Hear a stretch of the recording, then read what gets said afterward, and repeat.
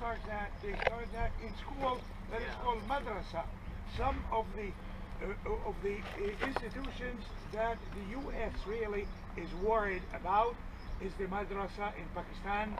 They tell you what to do to infidels like us. We are being called infidels. And you know what? You live in America, you don't have the same problems that we have here. If President Bush, invades Afghanistan, they start calling us here crusaders. Am I crusader? Every Christian is called crusader. Yep. And we are not really being dealt with. Tell you. Because of fault somebody else did. Yep, that's right. The crusaders, when they came in here in the medieval period, they did not treat us well. They refused to preach in our churches. They refused to get married to our kids. They refused to be buried in our cemetery. Yep. They called us Polish with small p, that means stranger. Yep. Like UFO in English. Unidentified flying objects. That is Ramadan. When you therefore you fight for fear of ever going conflict and killing on both sides of the Bedouin society, they come here to sign a peace. And this sheikh is very holy to one of the Bedouin towns that is nearby called Tuba Zangari. Do you remember the morning I told you about Yigal alone? They started what's called the Talib, the Bedouin regiment. It's in that area. They come here too. That's why they have a new covering every year. Look at it.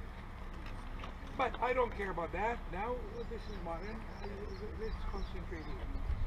But by the way, the Babylonian Talmud calls this place a city, but not only, it is also, he calls this place as being known and famous for its rain. But when I came here the first time, I looked around, all I was seeing was just rocks and more rocks and more rocks. Look how come that this be great for rain. It is something like calling Bethany a button from button every country. Not only that, but there is something that really reinforces what I doubted. It is the olive press which is found there, the far end. We double check with there. Where did they grow the olive trees? I look around and I see nothing. But still, why would somebody really build an olive tree if there was no olive trees? And therefore the scholars think that it was really famous for it.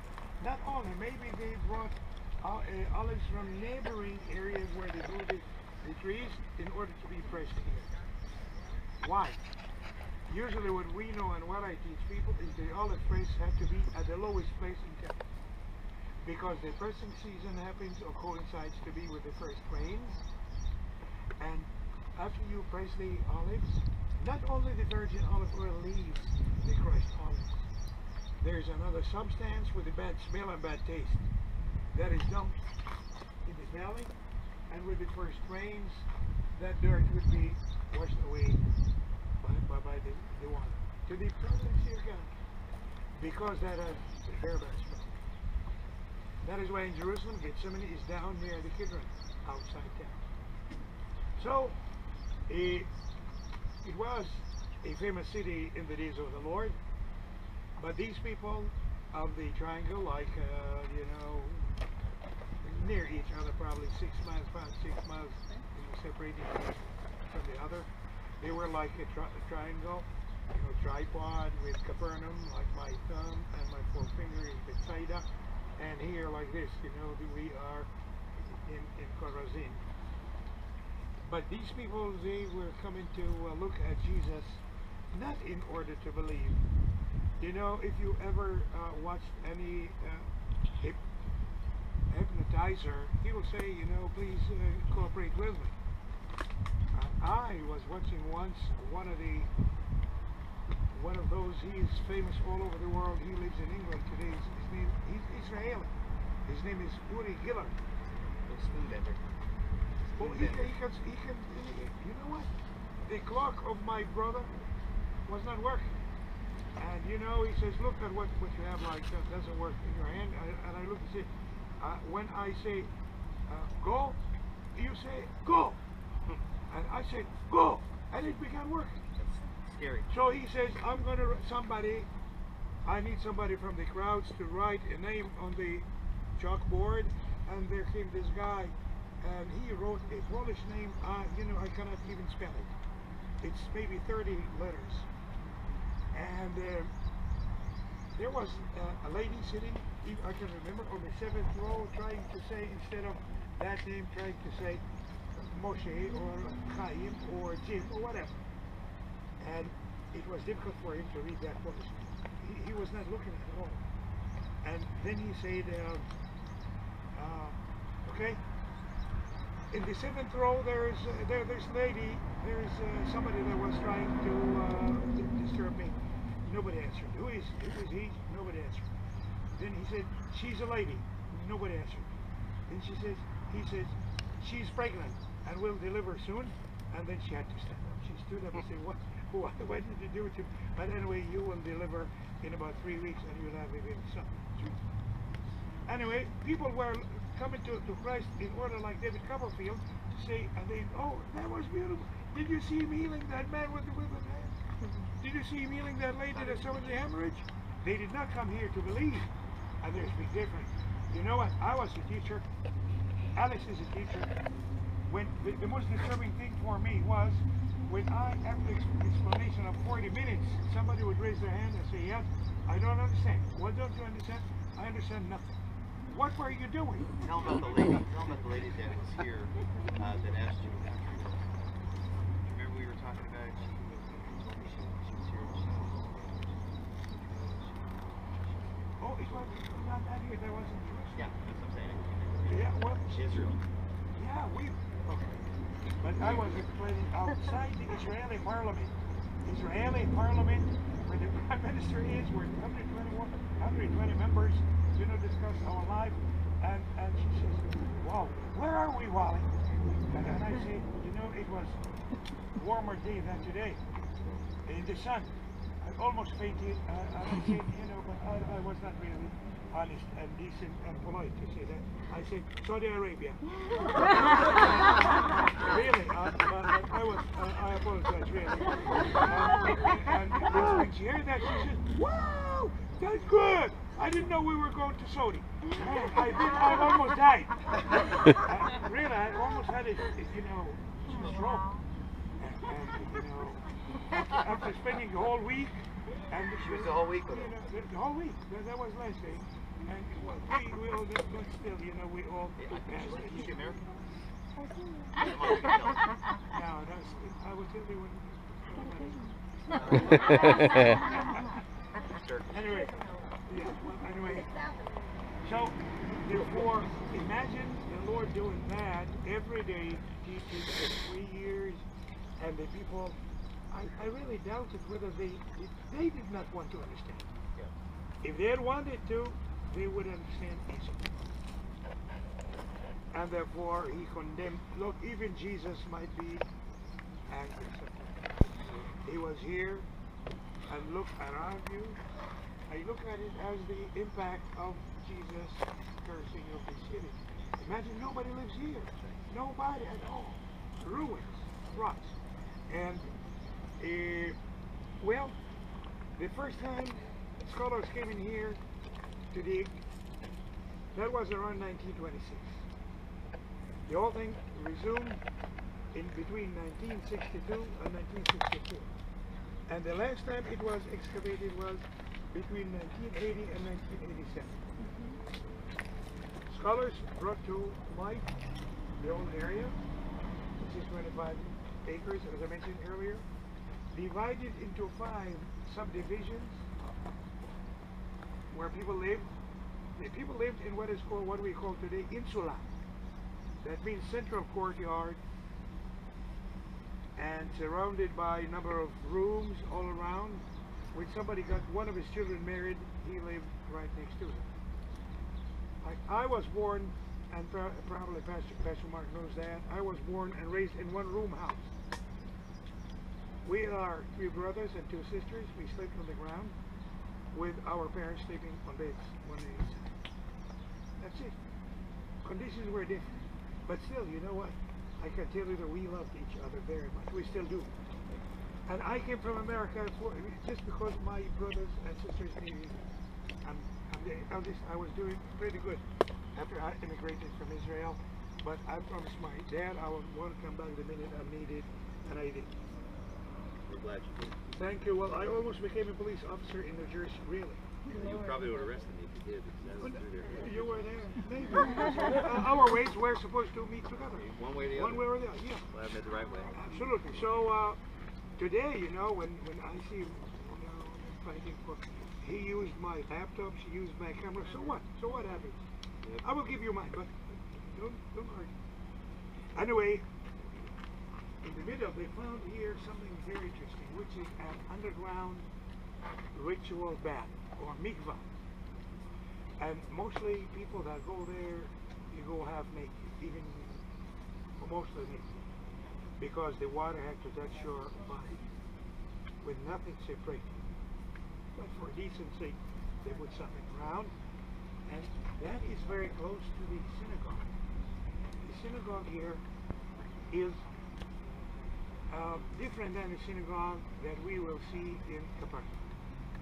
But like all Galilean synagogues, they face south. Also Muslims, when they pray, they face south. Are these Jews Muslims? No. There was no Islam. Anyway, Islam began here in the world around 622, when Muhammad left Mecca and went to Medina. So there was no Islam. They faced the holy city of Jerusalem. Now this is also, I think, different than the one in Capernaum, even though the one in Capernaum is much bigger than this one. But there's here, you can see something you cannot see. It is called the seat of Moses. It was right in front, or inside the main door, the main entrance to the synagogue, and the reader of the Torah was sitting there and listened to Pastor Mark reading to us Matthew 23 verses 1 through 3. I want you to read it. I'll do that. Let me read the other one first. Yeah. Okay. Yeah. Okay, so in Matthew chapter 12, it says this. So while he's told you, Jesus has been doing all these miracles, performing them. People are coming from different reasons. They're coming to see that he's a magician. They're coming to see because they want something. And so Jesus is going to tell them something. But before he says this, he says this to them. He says, John the Baptist came, and he came not eating and not drinking. And you kind of didn't. He said, we piped at you and you didn't listen. He said, you didn't follow him. He was strict. He had laws. He says, I come eating and drinking. I came like you, and you won't follow me. So then he goes and says this.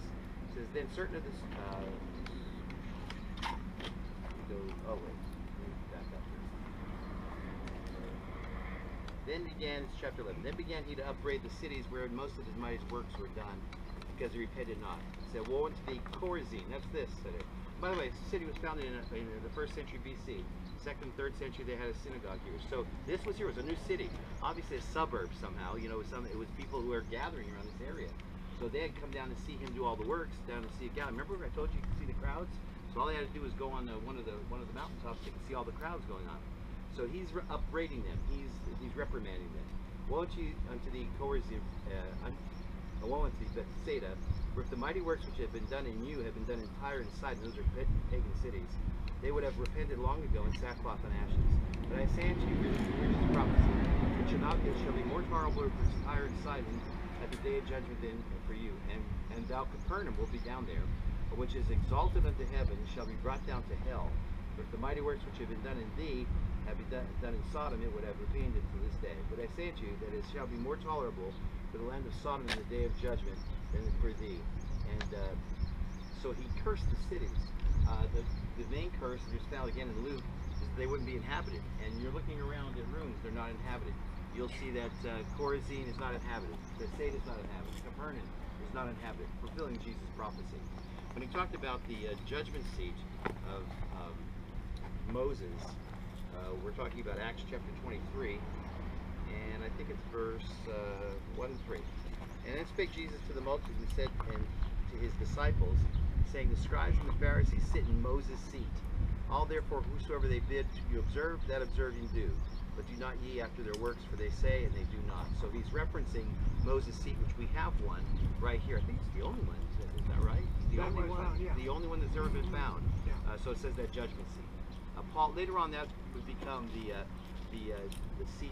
Paul would talk about a little raised platform that they would judge from. And that's actually what we're going to be judged by in our lives once we die, called the judgment seat of Christ. We will all appear upon the judgment seat of Christ. So the works we have done for Him, you're not going to be judged to go to hell. The works that you've done for Him in His name will be passed through a fire.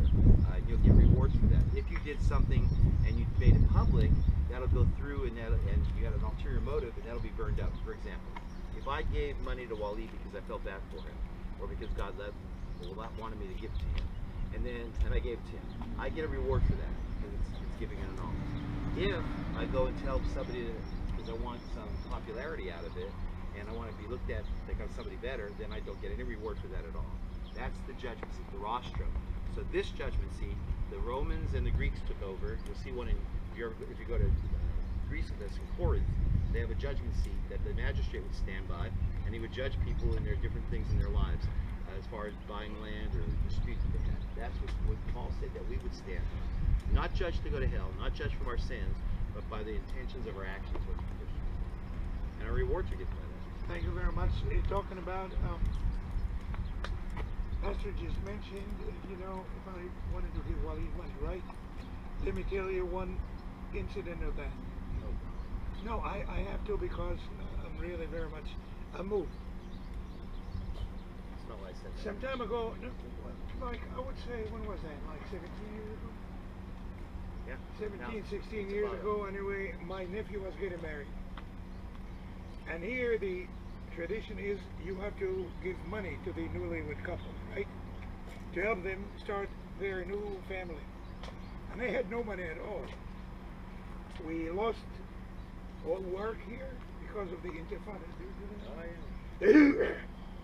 That's all the tours were gone. Intifada means uprising because there was trouble and violence here. Nobody came. And I spent all my savings. My kids were still in school, and my eldest daughter was getting married, and the bank refused to give me any more loans. So I didn't know. My nephew was getting married. He didn't ask me whether I have money or not.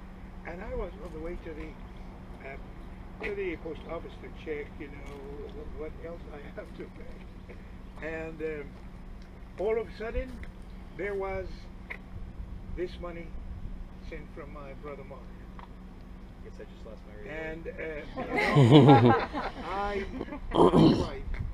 I went back to my car and I cried. I couldn't really hold myself. And then I called him. I say, why did you send me the money? He says, I don't know. God told me. See how simple the answer is, but how great it was for me. I mean, I really needed money very badly. And then he did a lot of more other things without me asking him. But there is something that was going on. It's something like yesterday, Peter and Cornelius, speaking to each other without speaking. That's exactly right. So he knew exactly when I needed him, but sometimes he says, it's yours. Like, recently I went through a medical problem, and he was there next to me when he was gone. I couldn't lead him that time because I wasn't able to walk. And then when he went home again, same thing. So there's no way I can say thank you. Thank you, Americans. Also, when I came to Alabama at the end of our time, he was still in the cathedral. I don't know whether you know it. It's not a cathedral anymore. I heard that it was sold, but I hope it wasn't sold from Saudis.